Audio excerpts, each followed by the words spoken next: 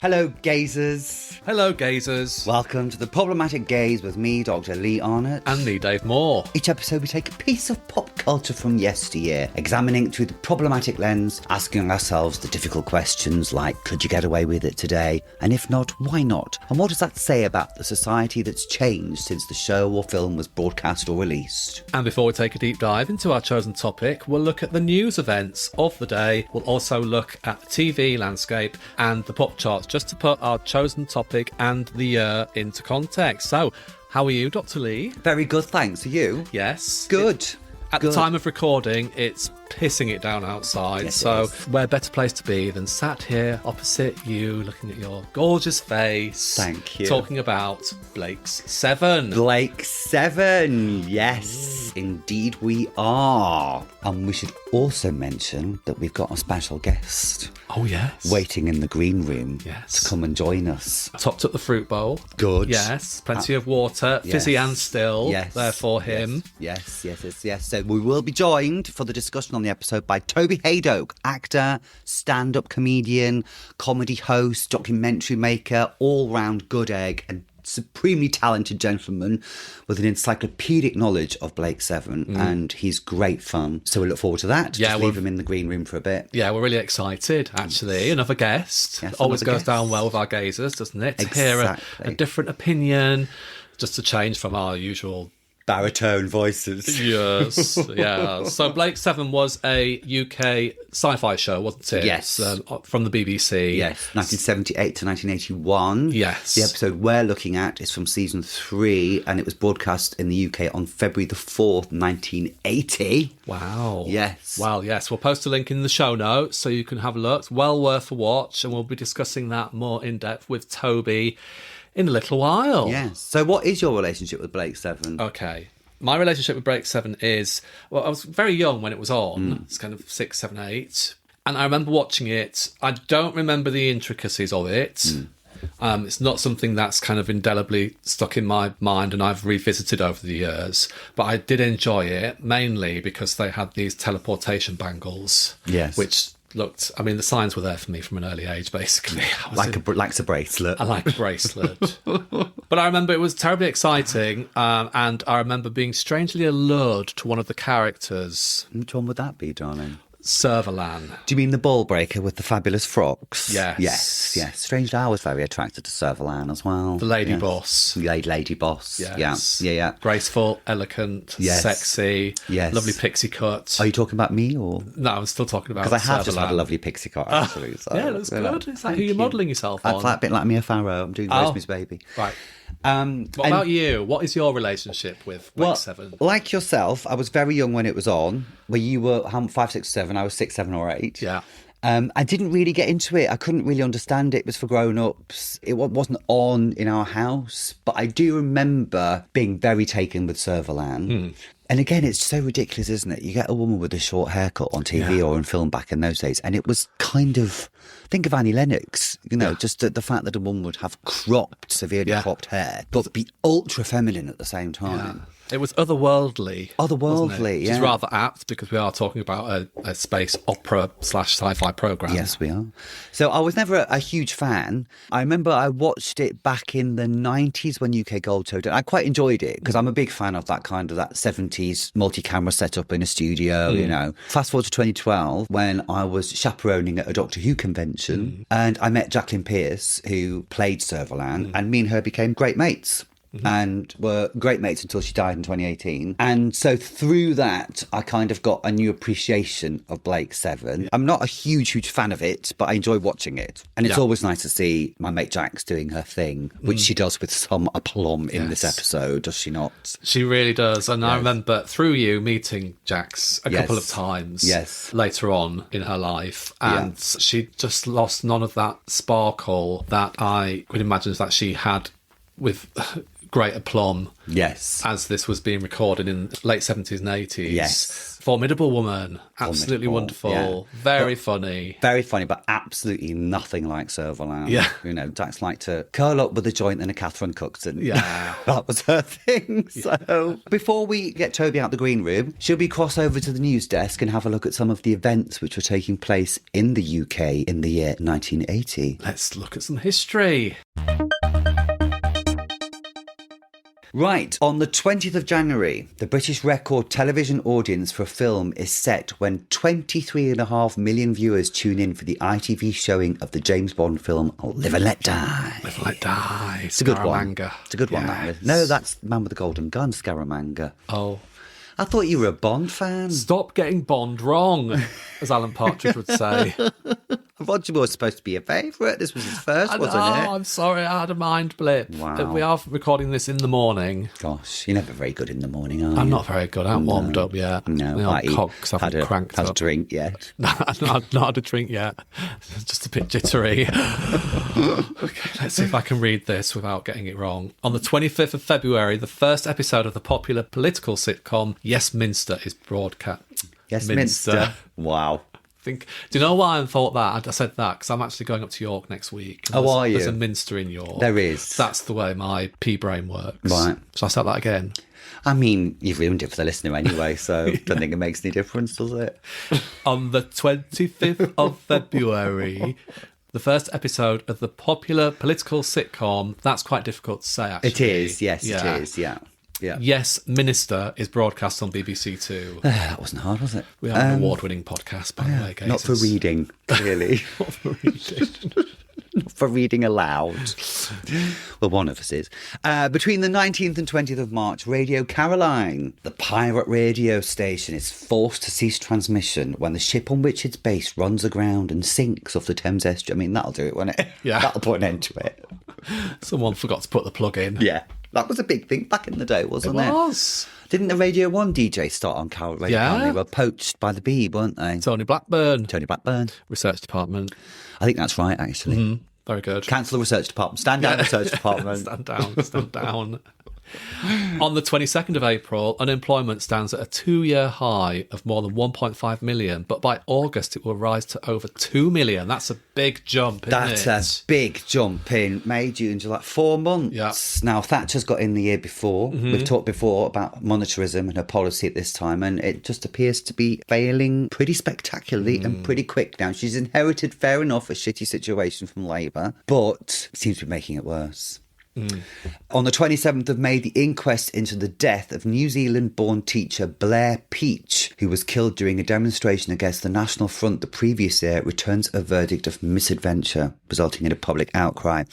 Peach was a campaigner and activist against the far right, and in April the year before, he took part in an anti-Nazi League demonstration in Southall against the National Front election meeting in the town hall, which quickly goes into a big fight, basically. Right. He was hit on the head, probably by a member of the Special Patrol Group, which was a specialist unit within the Metropolitan Police Service, and he died in hospital that night. So it wasn't the far right, it was actually the coppers killed him. Oh dear.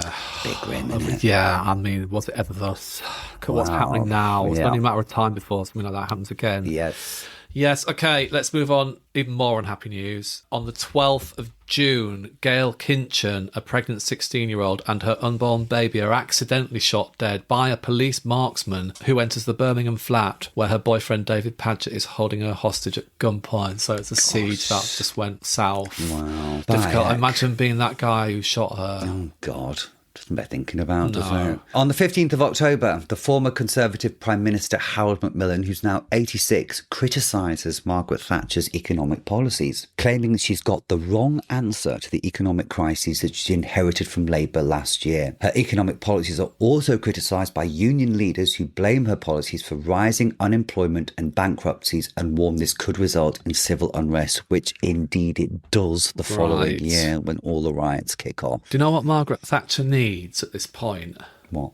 A good old-fashioned war. Yes, she does. Yes, she does. And give her another 18 months, she might well find one. Yeah. Yeah, that'll increase her popularity, Yes, won't it will. it? Absolutely. On the 24th of October, MG car production ends after 56 years with the closure of the plant in Abingdon, Oxfordshire, where more than 1.1 million MG cars have been built since it opened in 1924. End of an era. That must have felt like the end of an era, Yeah. I guess. Yeah. MG did the Mini, didn't they?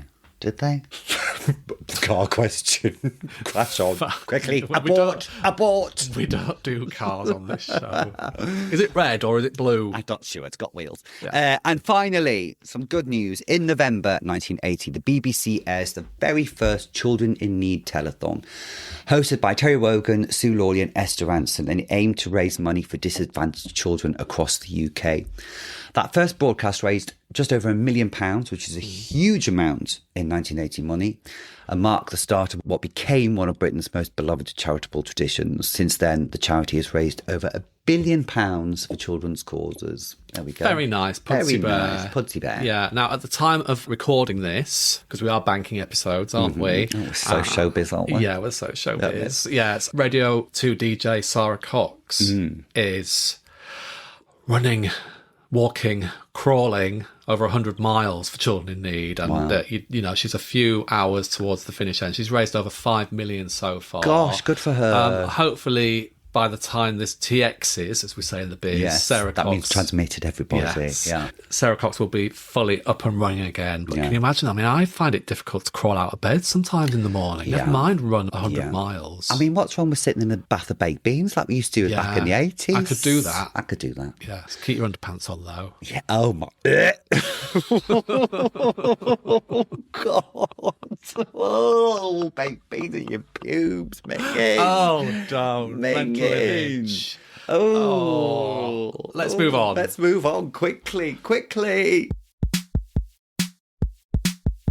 So, the year is 1980. Yes. Shall we have a look at what was on the UK television networks? Television. Let's do running it. alongside Blake 7. Let's do it. Yeah, so BBC One airs To Serve Them All My Days, a drama based on R.F. Delderfield's novel, earning critical acclaim. What was that all about? I think it's war. Oh, good war. I don't know if it's First World War or Second World War, but it was a war. Right. Yeah. Should have researched that a little bit more, really. Well, I do know R.F. Delderfield because they did a version of one of his novels called Diana a couple of years later with Jenny Seagrove, which I really enjoyed. And I tried to read it, but couldn't be asked. And I was 10. A precocious little twat.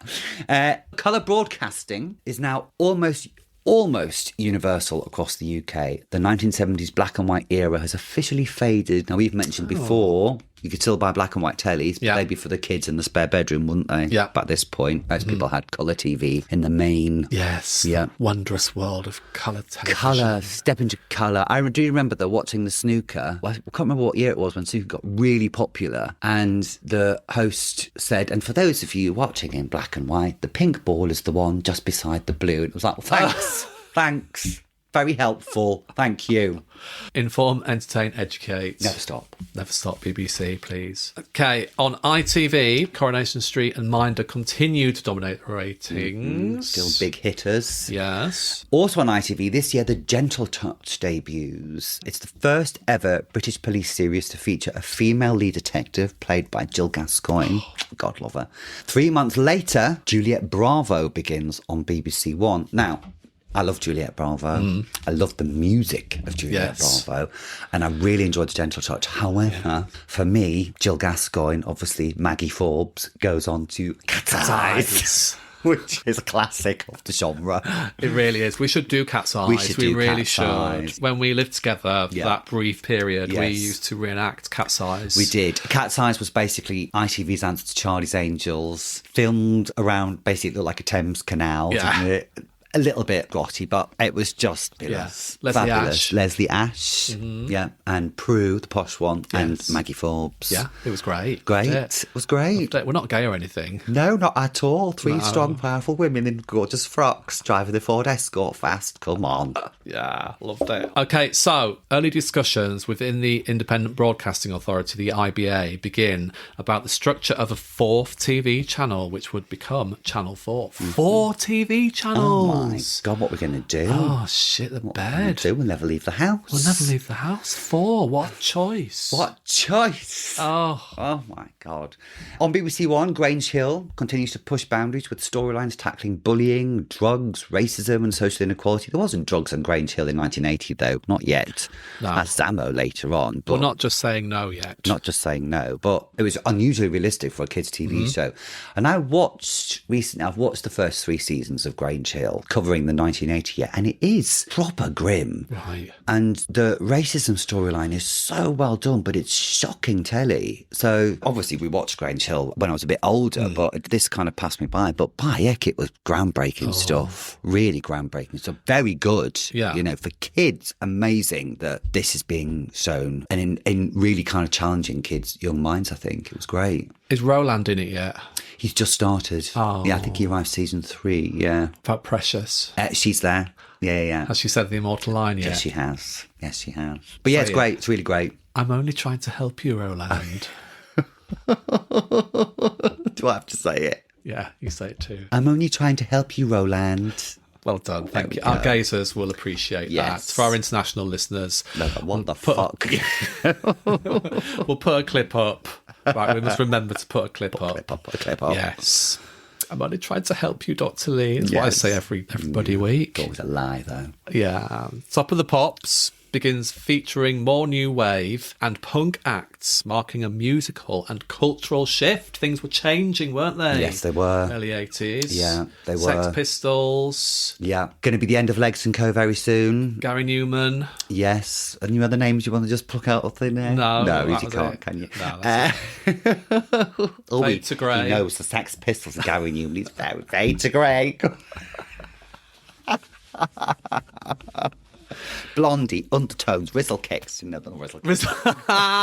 Okay, let's move on before we both make twats of ourselves. The BBC experiments with subtitling for the deaf via its CFAX teletext system. So Wimbledon and major summer sports are broadcast in full colour for the first time to almost all nation-wide viewers. Oh shit, I started really well with that and I fucked it up at the end. I'm still trying to help you, Roland.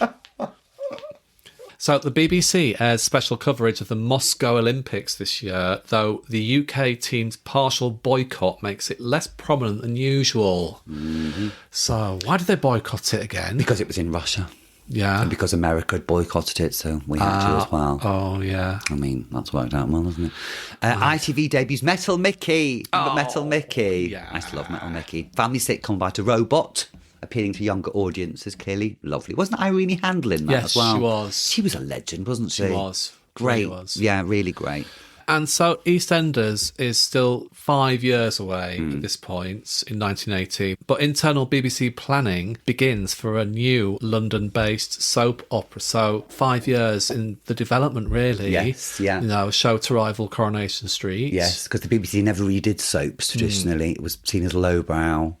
There is a school of thought that suggests as part of this planning, Doctor Who, the year after, is moved to a twice weekly slot, Monday, Wednesday evenings, then Tuesday and Wednesday evenings, I think. And there is some suggestion that maybe this is an experiment to see how a twice weekly show would work in an evening slot. Doctor Who's ratings increased 5 million viewers, so... It's interesting how over the space of 45 years, God, 45 years ago, 1980. No.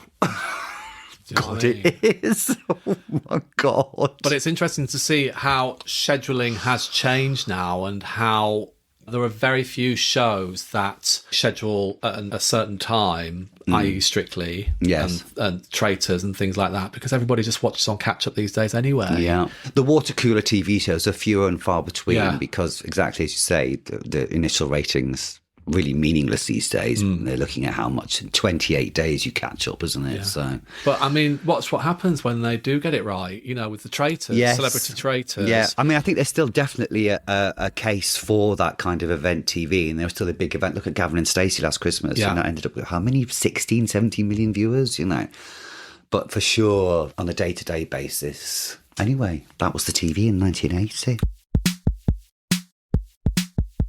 So, should we cross over to the music desk? Let's do it. And look at the charts for the week beginning the 3rd of February 1980. Right. Go on, number 20. Number 20. Hang on a sec. I'm just scrolling. So, number 20 is Save Me by Queen. Don't know it. Don't know that Don't one. know it. Don't know it. At number 19 is a classic Oh. Spacer, Sheila and the Bee Devotion. Wow. I love this particular little late 70s brand of space disco on the back of Star Wars, of which Spacer was a classic track. And then you get things like I Lost My Heart to a Starship Trooper the year before. It's just Star Wars is just space disco as a couple of other songs, you know. So invariably feature videos of people in like silver spandex with cheap lightsabers and stuff like this one does, although they just seem to be holding broomsticks. But it's so fabulous. this is the Star Wars phenomenon rippling out then into wider culture. Yeah. I see. Yeah, that is a fantastic song. Yeah. That. Okay, number 18, And the Beat Goes On by The Whispers. Another great song. Yeah. Number 17 is Dr. Hook with Better Love Next Time. Don't know it one. Don't know that, Dr. Hook. I Want to Hold Your Hand at number 16 by Dollar. Dollar. Oh. That's a blast from the past proper, isn't it? David Van Day. And Therese, yeah. Yes. I was never really into Dollar. They just seemed a bit naff. No. What was I doing in 1980? I hadn't gone to the roller disco by this point. You're playing with clackers. Probably, yeah, or my hula hoop probably at this point. Yeah, I was a big hula hoop. Big hula hooper. Yeah. Number 15, Captain Beaky and Wilfred the Weasel by Captain Beaky. I'm sure that was Jeremy Lloyd. Comedy writer. Yeah. Oh. Yeah. Fact checking. Please Don't Go, Casey and the Sunshine Band. Sunshine Band. Sean Connery. Casey. Casey and the Sunshine Band. Great song, but I didn't really know it at the time. But obviously, there's a cover in 1992 that went into the clubs. KWS. Yes. See, my music knowledge. Yeah. Well done. No bounds. Number 13, Living by Numbers by New Music with a K. Don't know it. Any band that spells music with a K. Yes. Number 12, I Hear You Now, John and Vangelis. Probably Dad liked them. Some dirge. Number 11, 17. Number 7, Word Teen by Regents. Nothing. No. Nothing. Stay with us, gazers. Keep with us. Toby's in the green room. He'll liven the show up a little bit. Yeah. Yeah, he will. Okay, number 10, Green Onions, Booker T and the MGs. Oh, dear. This is not going very well, is it? Sorry, gazers. Number 9, With You, I'm Born Again by Billy Preston and Cyrita. Oh, I wonder what happened to Billy and Cyrita. I wonder if they're still together. I don't know. Oh, get in touch. Get in touch with the pod. You come on the pod. No, we don't know them. What are they going to talk about? Sex Pistols. What's at number 8, Dave? Number 8 is Someone's Looking at You, the Boomtown Rats. Wow, we know our opinion on the Boomtown Rats. Yeah, we do. Get a hairbrush through like hair Bob Geldof. Number 7, classic. Oh my God, absolute classic. Brass in Pocket, The Pretenders. I loved this song. Thank you, Chrissy Hine, for an enlivening of what is so Really? far pretty God, boring charts. Yeah, pretty boring. Yeah, thank you, Chrissy. Okay, number 6, Babe by Styx. I don't know it. No. Number 5, It's Different for Girls by Joe Jackson. Too fucking right it is, all the shit they've got to deal with. Yeah, exactly. Exactly. Do you think he was the Andrew Tate of his day? Different for girls. Yeah, they have it right easy. Yeah. Yeah. Let's hope not. No, okay, number 4, Madness, My Girl. Yes. Don't know that one. Oh, of course I know that one. Of course I know that one. Your music knowledge doesn't extend quite as far as what mine does. Now, number 3, here's one for us, darling. Yeah. I'm in the mood for dancing, the Nolans. I told you about the time when I used to work in the cheapest shop in town. And you used to have to stack shells or something? Or was it the sticking I was in envelopes? charge. Or... No, the cheapest shop in town was on Scarborough Seafront. Right. And I worked there with my friend Gwyneth, who got paid £1 an hour. Wow. And my this job... was 2022? Yeah, it was a couple of years ago.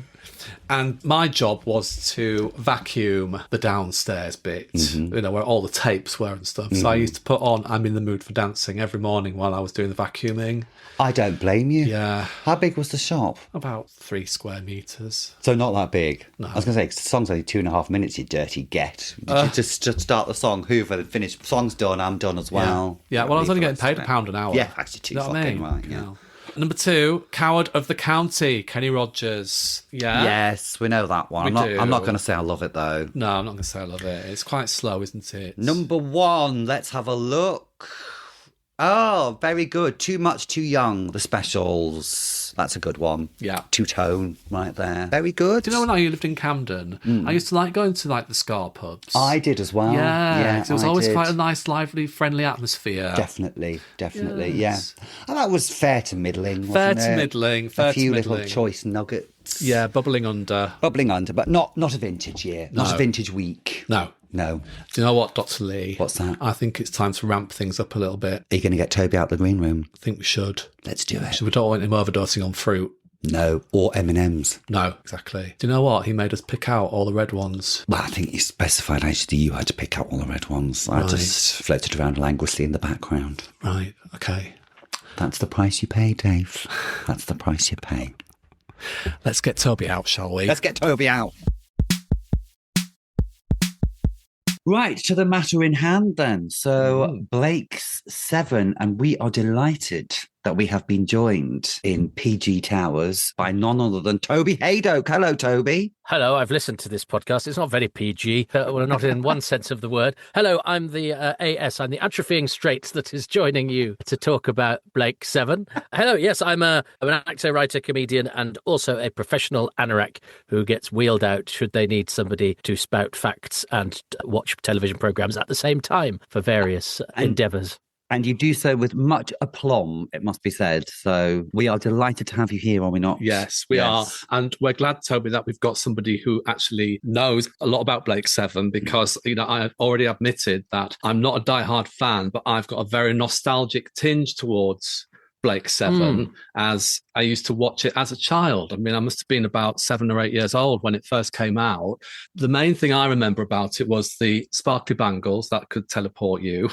Yeah. And Aurak. Yes. Which was just a nice shiny box. And obviously Servalan for her glamorous outfits. So it's nice to have somebody on who can talk about the wider picture of Blake 7 and talk about some more of the intricacies with authority. Yes, indeed. Yeah, I mean, I wouldn't claim to be an expert, but I think I know enough to pass. Yes. Well, for the benefits of our listeners, Toby, do you want to just give us a brief overview of the series in case people don't remember it or they've never seen it? Or what was it about? What was kind of premise of the show? Yeah, the idea behind Blake 7 was to be a sort of adult counterpart to Doctor Who in the sense that Doctor Who sort of slightly limited its writers in the fact that you couldn't be too violent and you couldn't do anything too sort of saucy. And I think Terry Nation, who'd written a lot of Doctor Who, he created the Daleks for Doctor Who. He wanted to do, the pitch was, the Dirty Dozen in space. So he wanted a band of ne'er-do-wells, all with cool names, to go around and be. So it's a sort of also a variation on the Robin Hood. You know, are there moral compromises about this gang of freedom fighters? And I think he was drawn to the idea of what is acceptable for a freedom fighter to do and how much are we prepared to sort of allow our morals to fray a little bit in order to do the right thing. So it was conceived as quite a sort of grown up and gritty and dirty and morally ambiguous show. And as it went on, some evening dresses got introduced into proceedings. And I mean, and it wasn't even...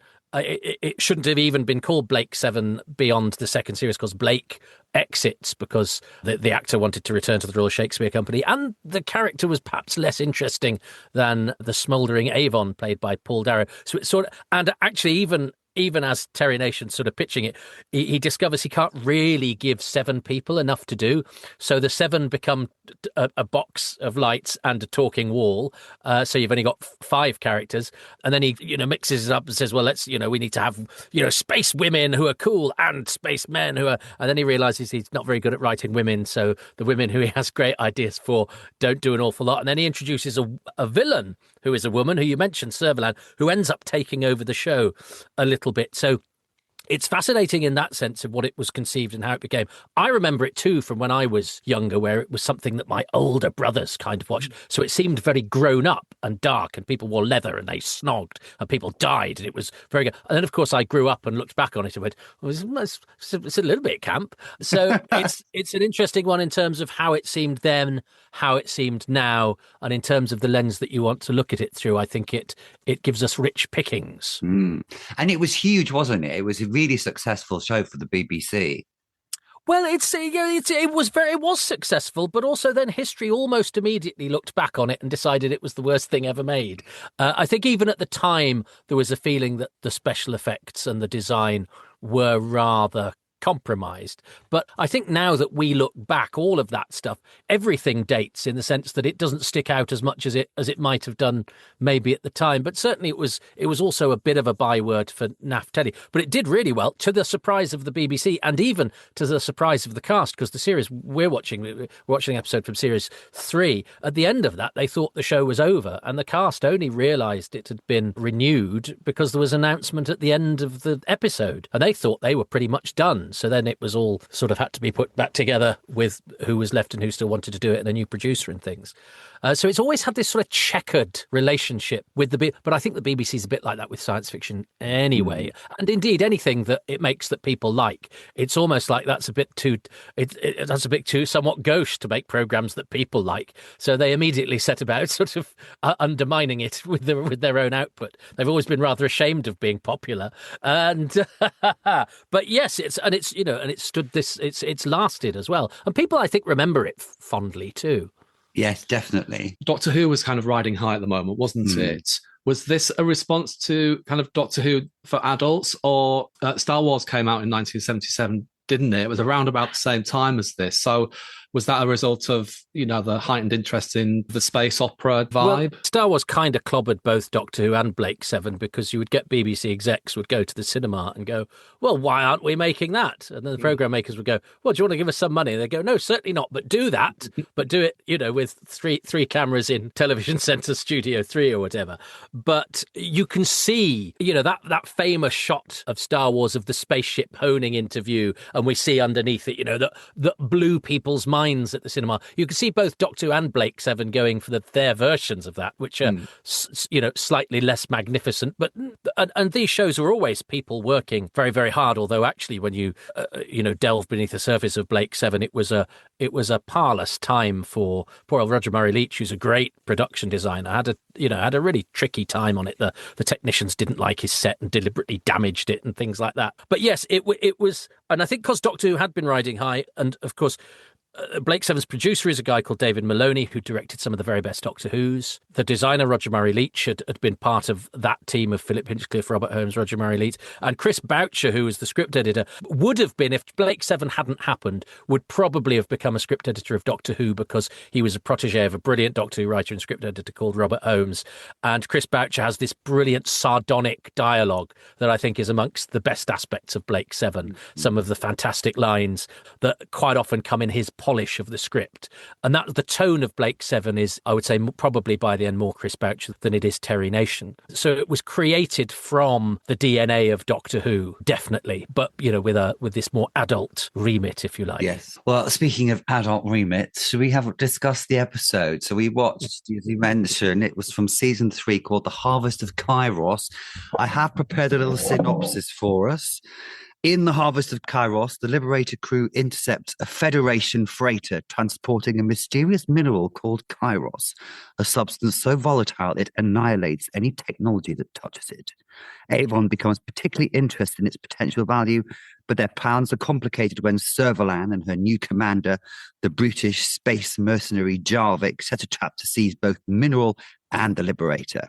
Meanwhile, the crew must navigate not only Servalan's machinations, but also the planet Kairos itself, a deadly, almost primal world that comes alive once every year to consume anything artificial.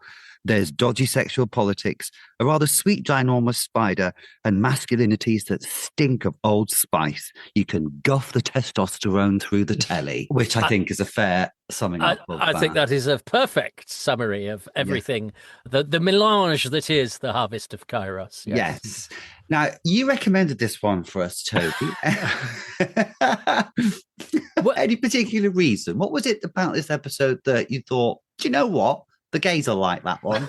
Well, it's because the whole premise, you see, of this, when you first approached me, I do worry about looking back at the olden days through a modern lens and being me. And this is because I meet a lot of young people, especially in my game as a stand-up comedian, who are very earnest and give themselves their own morality stripes by finding everything in the olden days deeply offensive. And seeing as this country has produced lots of brilliant and often liberal and thoughtful art and drama, we are only where we're at because of the path that was taken by others who came before us. And I do get quite annoyed with people who will sort of look back and take things out of context.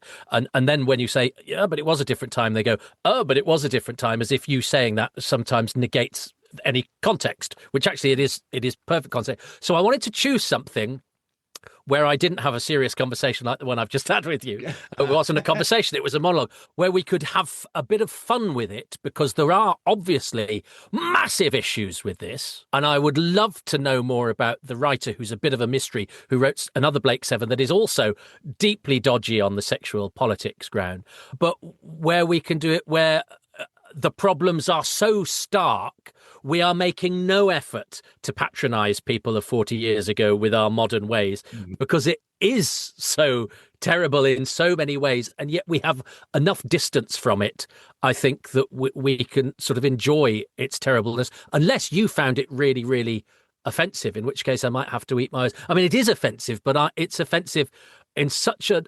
apocalyptic way. It's difficult to think that anybody watching it now would be harmed by it. Yeah, really. And it's so hyper masculine that it ends up being incredibly camp as a result of it. The irony.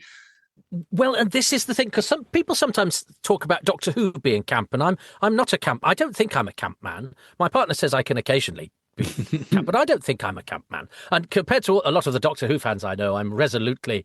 I'm in a hotel. I'm nowhere near the campsite. When I watched Blake Seven as a child, it was leather. And I think I've described it somewhere else as nihilism and snogging, which are the two things that Doctor Who didn't have. So Blake Seven to me was hugely grown up, and I didn't get a whiff of the sort of glamorous or pantomimic or whatever. But now, I mean, yes, it is so camp. And of course, it's not that Jarvik is so masculine it tips over into camp, although there is that because of all his, saying woman and all of this. But of course, it's Servalan's reaction. I mean, the classic moment is when this mass murdering psychopath, the Ice Queen of the universe, gets snogged by this dirty man.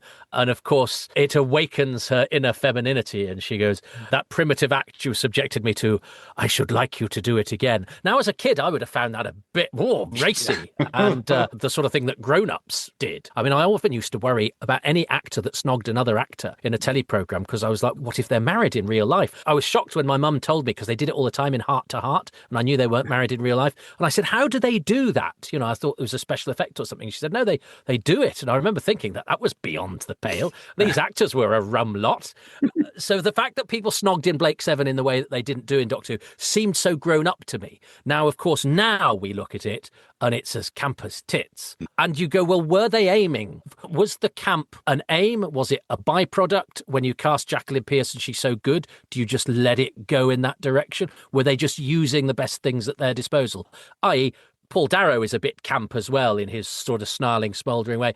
And they're clearly the stars of the show in a way that Gareth Thomas and Sally Nivette, who are no longer in it, were not, because they're not as exciting. So maybe it was the camp that was its fuel. I don't know. It's difficult for me to know, because I don't think of myself as somebody that does camp.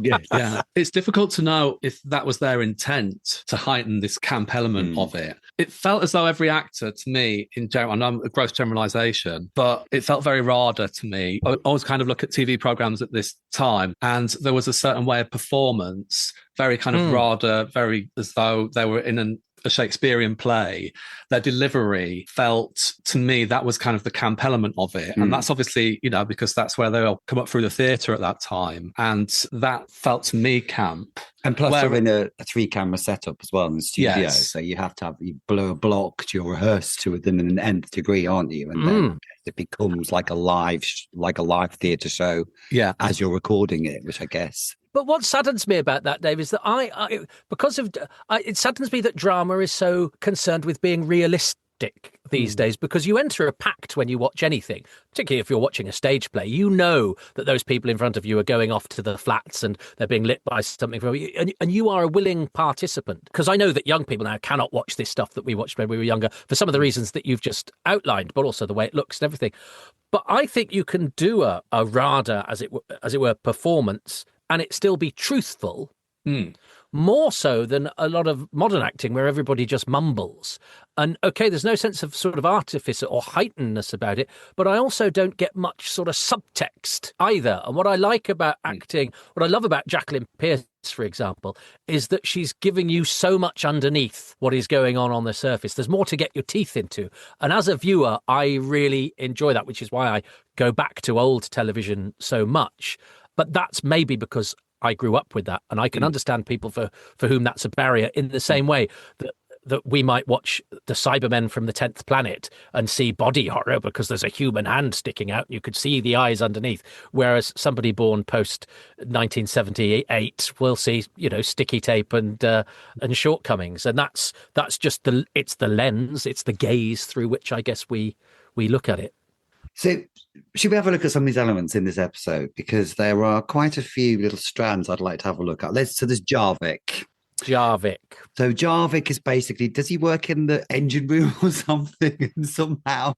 Yeah, he's a guy who's fallen from grace because he used to be a Federation officer, which is why he's good at all the tactics. But yes, he's fallen from grace, and he's basically been, stripped down and sent to be one of the salts, one of the workforce, yeah. And he's the one that most absolutely stinks of high karate aftershave, I suspect. He really does. Yeah, he's a very particular mode of a 1970s bloke.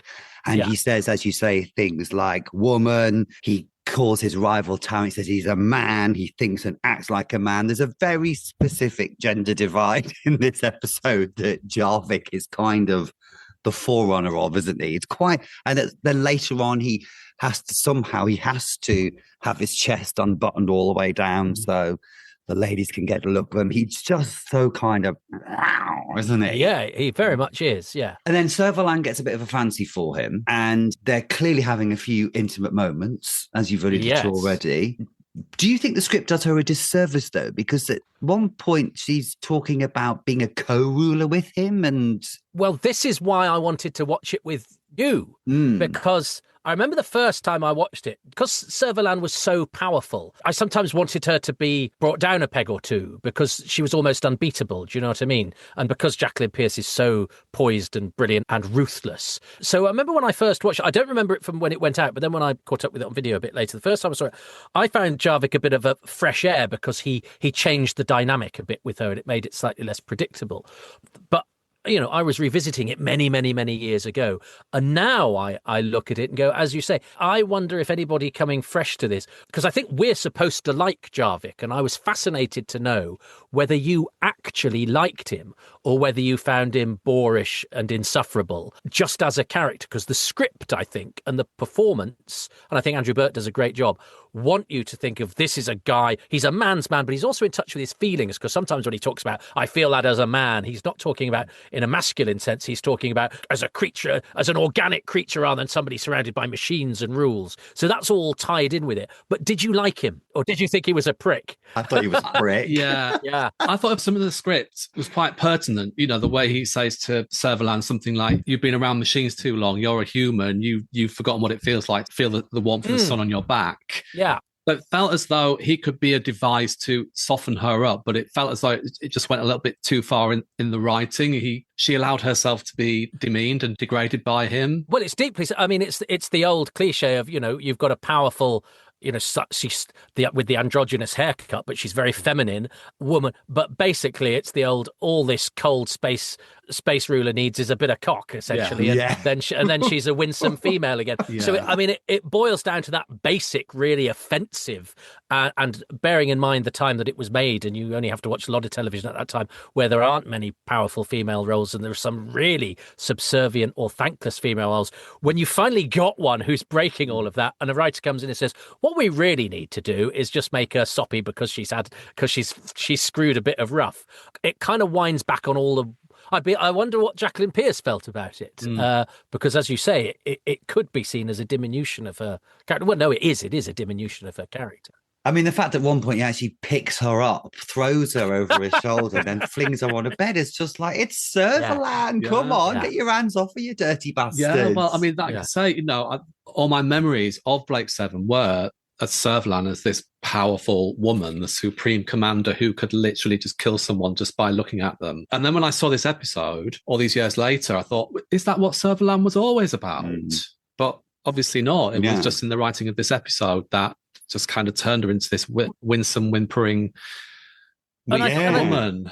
And I think even if you were to do that now, if you were to say, well, let's remake Blake Seven and we'll use some of the old episodes, but we'll update them. The only reason you'd introduce an episode like this or a character like this is for her to maybe fall for that, but then realise, I don't need some bloody bloke telling me what to do in order to be... You would have a twist she would go on a journey and probably end up back where she was, because that's what shows like this do. But at the end, Jarvik is killed off in a very badly staged denouement, and she's a bit sad about it. But she doesn't go on a journey that in any way she learns anything from, apart from the fact that if she gets a bit of rough, she's a bit more winsome than she usually is, which is not really what you want. Yeah, basically, Servalan likes a bit of rough, is what we like. Yeah. We found out at the end of this episode. Yeah. Yeah. Should we talk a bit more about Servalan? Because obviously she is an absolute icon of the show. She's magnificent. The frocks are great in this, but this is the more sedate, sensible end of her wardrobe. I know that she wears a lot of outrageous Bobby June Hudson designs. Yes. A whole range of frocks. And as you know, Toby, and listeners know, I got to know Jacqueline Pearce very well. She loved the frocks, absolutely loved the frocks. She always said the frocks were the best thing. Didn't have a clue what she was saying or understand what she was talking about, but the frocks were absolutely nailed it. Well, there's a couple of gifs, aren't there, of her sort of striding across a quarry. And that does give it a certain sort of elan that you can only get from dreary 1970s television. Yes. That you've got some glamorous woman in a glamorous role, completely batshit crazy when it's compared to the surroundings, and she doesn't bat an eyelid. There's none of this. Nobody's winking. She's not winking at the audience. And I think that's what makes stuff like this work, because I think it's always lazy as an actor if you let the audience in on the joke. If you do it with absolute conviction, you get my respect. And I think she's brilliant. And Darrow's very good as well. The actors that you remember from Blake Seven are the ones that absolutely commit to it. And they are, yes, it is a different style of performance from what you'd get today, but she's great. And because she's largely in the spaceship, it's okay, I think. It's when she beams down to a planet and she's in an evening gown and high heels. Yes. I mean, I've just been to walk the dog in the park and I'll put my boots on. I don't have to be prepared for a scuffle. But again, I don't know if that's part of the fun of it. That's not the sort of stuff that drew me to it. But I have lots of friends who enjoy, high camp, for whom that is part of the appeal of the show. But does camp only work in retrospect? That's why I was also interested in this for your show. Do we confer that upon it because of the passage of time? Yes, because camp is always unknowing. If you set out to deliberately try to be camp, it doesn't work. Because it's like eccentricity. Exactly. It's annoying if you're doing it on purpose. Yes, exactly. And it's a byproduct of the accommodation of factors that result in something being camp, but it's never designed to. If you're trying to be camp, then it's not going to work. Yeah. One thing I love about Servalan is that she's allowed to be a sexual character in a way that a lot of contemporary women on TV were not allowed to be. She owns her sexuality, doesn't get punished for it, and hugely refreshing. And she's clearly a woman who has needs, desires, but is not either punished by the scripts or turned into some kind of female hysteria as a result of it. She's just allowed to be a sexual character. And a lot of that is from the performance. And obviously she's been in it she started as a guest and became a sort of semi-regular. And by now she's a sort of show regular. And they clearly have a lot of fun writing. She's much more interesting to write for than a lot of the characters. And that's partially because she plays this powerful, cold, clinical killer who's power hungry, but she also has that sense of a kind of longing, doesn't she? There's a broken thread inside of Servalan, much of which just comes from the expressions on Jacqueline Pearce's face. She gives her a sensuality as much as a sexuality that I think comes entirely from the performer. And I don't know if that was something that they then looked at on to exploit. I'm not sure with the writer of this, because I think the writer of this, I don't know if he'd just gone through a divorce or but he seems to have a preoccupation with writing things about men sorting women out. Yes. And speaking of women, there are two. We've got Callie and Dana, two other members of the Liberator crew, who, I mean, as you've alluded already, Sally Nivette's already left because she realised that she was just standing around in a nice frock, pressing buttons in the background and rarely got anything to do. And they are a bit clothes-horsey. Now, Dana she's a bit more progressive, isn't she? And she does get a fight with Jarvik later on. Yes. Then is bettered in the fight, disappointingly. So, again, you wouldn't, it wouldn't have taken much to have made that more interesting than they have it. Dana is played by Josette Simon in her first proper job, really, who's gone on to be one of our most acclaimed actresses. And I was watching her first episode as well today. And I sometimes think we have to be kind to old stuff, because even though a lot of what it does might look naive or even offensive to our eyes, Dana is definitely an attempt to show a proactive, smart, wily, not educated particularly necessarily, but wily, smart.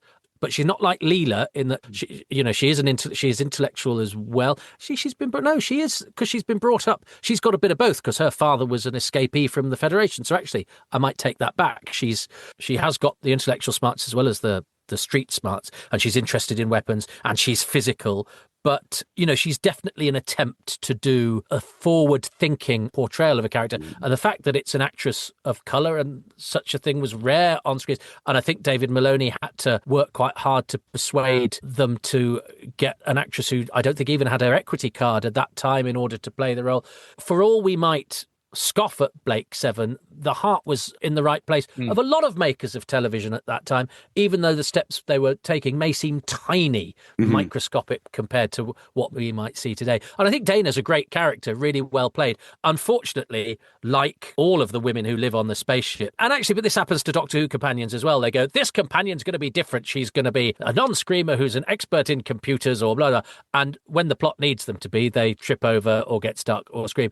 And I think the early days of Blake Seven are more egregious in poor old Jenna and Callie literally tend to be the ones to press the button in the teleporter. But as you say, Dana does get something to do, but wouldn't it have been great if she'd actually kicked the shit out of him? Exactly. It looks like she's going to, but then he gets better.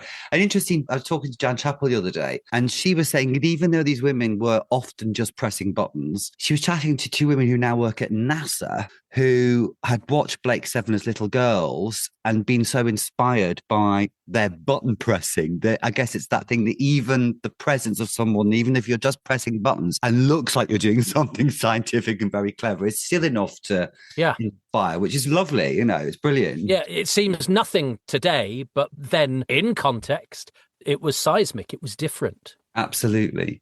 Is the Liberator the coolest spaceship in science fiction? Discuss. I think the Liberator is very, very cool. Yes, I do. Do you know what? Something that, just talking about the spaceship itself, something that I, with my problematic head on, noticed that wasn't problematic about the show itself. It felt very progressive in the way that they all depended on AI to function, to pilot the ship. They asked AI advice, etc. And I just thought, that's so pertinent to today. And one of the problematic elements of our society these days, that we're increasingly rely on AI. And it just felt quite prescient to me. Because, watching it, you just feel as though, the screen, what's the screen called?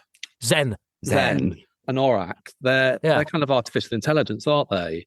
And they're basically characters in the show, prompting them, giving them advice, also granting permission to who can fly the ship and who can't fly the ship. When Servalan comes in and says, teach me how to fly the ship, the AI says no. So I just thought that was quite pertinent to today. Aurak is Twitter. You ask it a reasonable question, and it might answer it, but give you loads of sanctimonious snark back, and end up really irritating you. But I mean, yes, because that whole idea, I mean, the reason the Liberator is sort of one step ahead of everybody is because, Zen can link to other, Zen and Aurak, they go looking for Aurak, don't they, at the end of the first season, because it's basically something that can link to all the knowledge and computers everywhere else. So Aurak is basically the internet. Yeah. But it was seen as a big freeing thing then. But that's something that as an idea is fantastic for the time. Now, if you had that, of course, you would probably examine the ramifications of that rather than mostly use it as a tool. Yes, very interesting points. Yeah, I really enjoyed this episode. It was, it was kind of nonsense. And I guess this was a very atypical episode of Blake Seven. And it's interesting that you said the writers have disappeared and it's become something of an enigma. I mean, if you've got a taste for it, watch one from the following year called Power, which is basically a planet of men versus women. Oh, my God. Yeah. I think you were right about that horrible divorce he's going through. So I think it's worth just chatting a little bit about the production side of things, because I just thought this episode that we watched and Blake Seven in general has just a lot of charm to it. In the production side of things, obviously it was filmed with quite a lot of budget limitations. The really economic use of blocking and direction, using the multi-camera setup. Being a director myself, I know all about being on time and on budget, and I just felt it was really well staged and directed. Really some nice use of movement within a single shot and everything. So I really liked that element of it. And I just thought, even though the special effects these days looked really, really limited, I thought probably for the time, people watching would be amazed by some of these special effects. It's tricky, isn't it? Yeah. I mean, we did have eyes in the old days. Yeah. I wonder if we were more. I never got that thing that some people say about Doctor Who of going, oh, the fact that it's a bit frayed around the edges is part of its charm. No, the bits that didn't work caused me great grief, and I would hope that nobody mentioned them at school the next day because I was the guy that loved Doctor Who. But I remember having a conversation. There's a comic who's a bit older than me called Jeff Innocent, and he said a brilliant thing. He said the problem with television these days, Toby, is that everyone expects it to be realistic. And he sort of put into mind something I'd never quite considered. And I sort of alluded to it before when talking about watching the theatre. It's not real. And I think modern audiences today, and I'm starting to write a show about this because it's something that concerns me so much, is I don't want to keep using the word young people, the phrase young people or modern audiences. But I'm trying to get to grips with why things that bother some viewers don't bother me. And it's partially to do with the time that I was born, but Shakespeare does it in Henry V. The chorus says, "Let us on your imaginary forces work. Think when we speak of horses that you see them printing their proud hooves in the receiving earth." He's saying, look, I know we're talking about Agincourt and you've got 3 men from the Royal Shakespeare Company and maybe, a couple of other people in the background or whatever. And you lose nothing as an audience member if you go, well, I know it's not real, but I have to buy into the illusion. And I think much of and it's partially because television criticism is now largely led by people who have no love for the medium. I don't know quite how we've let that happen, where you're not allowed to write about cars if you don't like driving, whereas you can be a television critic for a national newspaper if you've never heard of, Royce Battersby or Dennis Potter, and just sort of go, that was a bit, I don't really like horror, but this was quite sweet or whatever. But I'm also aware that therefore I'm clearly biased and go, oh, well, I can get over that stuff. And it is fair enough if the monster in this story is a barrier for people to take it seriously. I can hardly go, just think of what Shakespeare wrote in Henry V, because it's a valiant attempt, I think, to do a mobile, multi-legged beast. Because as you said, David, part of what television was in those days, a part of our joy of watching this stuff is knowing that they had various practical issues that inventive directors had to overcome. And you either overcame it by suggestion or by artfulness, or sometimes you had a brave stab at it, didn't work. But I think as a viewer at that point, you were in on it. You went, Well, I know that this sort of scene is usually done with terrible CSO, but I see they've done it here with a model and some forced perspective instead. And it means you don't get the horrible black line, but it does mean that perhaps you only get a corner of the spaceship rather than the whole thing or whatever. But you kind of knew that as the audience. And the television makers, I remember speaking to the producer of Doctor Who from just before this, Philip Hinchcliffe, and he said, we expected 50% of our special effects to work. They weren't every time they were doing it going, and this'll kid the people at home, but they were going, the people at home know what we're doing and they'll kind of go with us because we've bought their goodwill. And you don't get that today. And I find that seeps into more than production as well. I think audiences today also, and this is where we talk about the problematic gaze and stuff like that, I think a lot of audiences today want their views to be confirmed and want identification to be things that are them or resemble them or depict their views. Whereas I find interesting drama is one that represents me and depicts my views, but then goes, but if you look at them from this way, you might be the one with the problem, and makes you examine yourself. Whereas I think the appetite today is a lot more for sort of confirmation bias or finger pointing, or to say the person who has the view that isn't yours is the baddie. Mm-hmm. Whereas I think interesting drama says, that baddie, he thinks some of the things that you do. Mm. And that's really, really interesting. Or is this just me going, multi-camera studio with a load of camp old soaps was much more sophisticated than the really clever stuff we have today. And I have to hold my hands up and go that might be very much me bending everything to my own game. Yes. You probably didn't expect or want that monologue, but I gave it to you anyway. It was beautifully done. I thought the spider was okay. Yeah. I mean, I really enjoyed the spaceship effects, everything. But obviously, I'm thinking back to when I watched it the first time round, when I was a 7 or 8 year old, when I believed that everything I watched on TV was real. Mm-hmm. We talk about modern day Doctor Who, don't we? And why perhaps the Shooty Gatwick era didn't kind of resonate as much with people, with viewers. You can spend however many millions you want on CGI and everything, but if the story isn't there and the characterization isn't there, people just don't invest as much, do they? Can I ask you a question, Dave, therefore, about the production and the look then? This is pertinent to that. Do you have an issue, because this was big in television at the time and they kept trying to find ways to overcome it, and now they make television differently. Did you have an issue with the fact that the stuff that was outside looks different to the stuff that's inside? Because everything outside is shot on film and everything inside is shot on videotape. And if you say that to some people, they go, oh, God, yeah, I never... Whereas if you say it to my mum, she hasn't got a clue what you're talking about. No, I mean, I didn't notice that. I mean, I knew that it was shot on film outside. I think I had more of an issue with the fact that this extraterrestrial planet looked very much like a field in Kent. Yeah. That was the only issue I had with that. I think it was kind of accepted as the kind of just convention, wasn't it? I remember even watching things like Tenko back in the day, and it was just, oh, well, we're outside, so it looks slightly different to when we're inside. It just wasn't even, but I think it doesn't even happen now, does it? Because everything's so kind of... Well, and because a lot of television practitioners saw that as a real issue, and so said, how do we universalize this? It was certainly something that was in the minds of some people. Yet again, we were kind of acclimatized to it, weren't we? Because it was how it was done. But there's a Blake 7 episode where there's a big fight in a temple that's shot on film, and then they do a cutaway to Pamela Salem getting speared on videotape. And to a modern eye, I think it looks untransmittable, because she's in the same place as everybody else, but she's not at the filming, or they didn't have time to film that bit. So she gets killed in her close-up on video, and it just looks like she's in a different program. And I don't think you would have that mixture of formats today. Yes. But as I say, my mum probably wouldn't.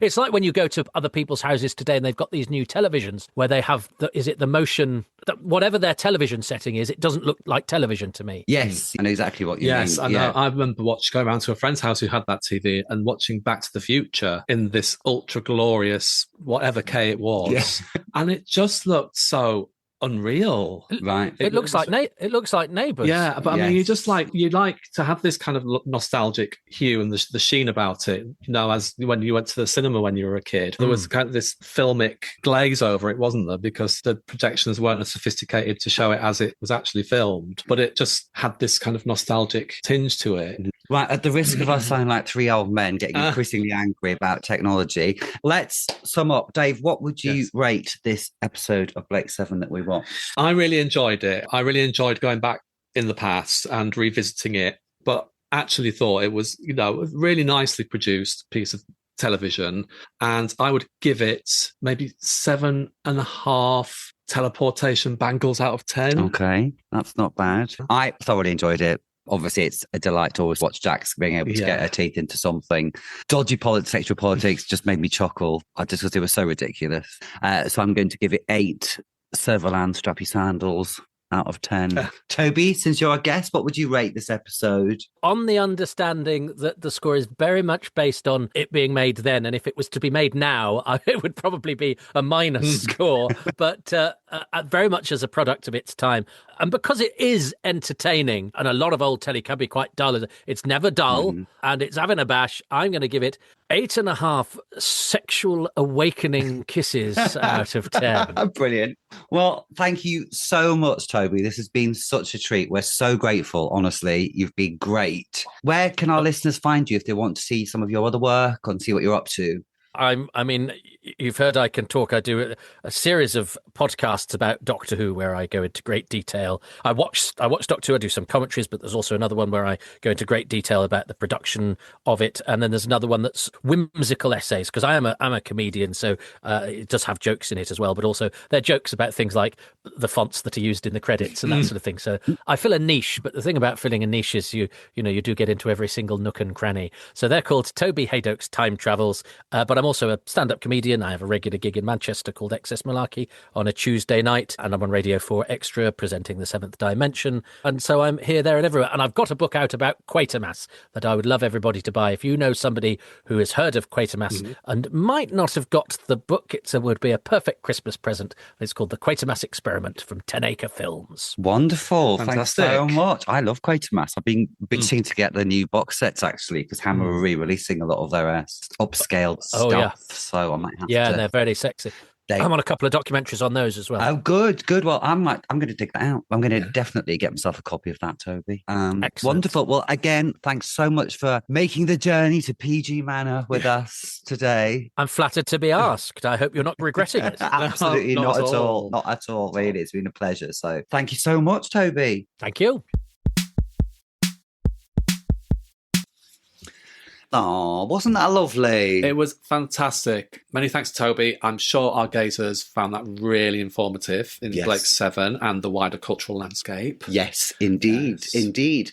Well, we press on, don't we, darling? We do. And because December is just around the corner, which of course means it's time to start getting the lights up, getting the tinsel out, getting the tree up and doing all that stuff. So as we enter December, we have a month of festive programming to tickle your balls with, don't we? It's almost like we've planned this. Honestly. Yeah, we've curated some Christmas themed episodes. Now, at the time we did it, before we watched them, we thought they were all going to be very Christmassy. Yes. Some have a light smattering of Christmas in them. Some have hardly any Christmas at all, despite being called Christmas at wherever. Yes. I feel a bit robbed by that one, actually. I do too.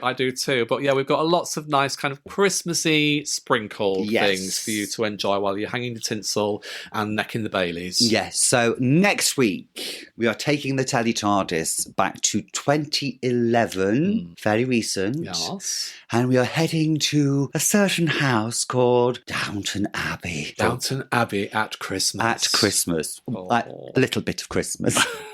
Which is prefaced with, the Christmas special. Okay, Lee, right. Okay. From 2011. I just need to forewarn our gazers that next week's discussion might be a little bit fraught. Dr. Lee's opinion of Downton Abbey and my opinion of Dr. Abbey. Dr. Abbey. My opinion, my colleague. My opinion of Downton Abbey, shall we just say, differ slightly? Yes. Now, as is tradition on the Problematic Gaze, some of our best episodes are when we violently disagree. Violently disagree on things. I don't think we're going to be violently disagree on this because I do have some reservations about Downton Abbey myself. Okay, progress. But it's going to be interesting. It is. Yes. Great frocks. Gazers, tell us your thoughts on Downton Abbey, particularly our our national listeners, but also Downton Abbey was an international hit, wasn't it? Particularly in the God, USA. It was huge. It was huge. So I'm sure people will have a lot of opinions on Downton Abbey. So please send us your thoughts. Or send them to Dave, because I'm not interested. In the meantime, I'll reply. Do like and follow us on our socials, Podcast Gaze, and TikTok and Instagram. Send us a little email to problematicgaze@gmail.com. Like and review and follow us, please. Please, just hit the button now. Just hit that follow button, Hit guys. the follow button. Give us a little 5-star review. Tell your Go friends. on. Tell your friends. We need to start earning some hard cash from this. Do you know what I mean? Yes, yes. Christmas is coming. Christmas is coming. The goose is not getting back because I've got now to feed it. Oh, we'll be on the street with I our wouldn't little begging hat, aren't I we? wouldn't eat the goose anyway, obviously. But, but anyway, please, just do all that, what we've just said. Yeah, We're do very it. grateful because Yeah. we love you. I think we need to go, don't you? I think we need to go. Yeah. Is it drink time yet? Let's have a look. What time is it? It's 11:42 in the morning. So, yes. It's 12:42 somewhere. Somewhere. It's 3 o'clock, love. Let's get cracking. All right then. Au reservoir, listeners. Au reservoir, listeners.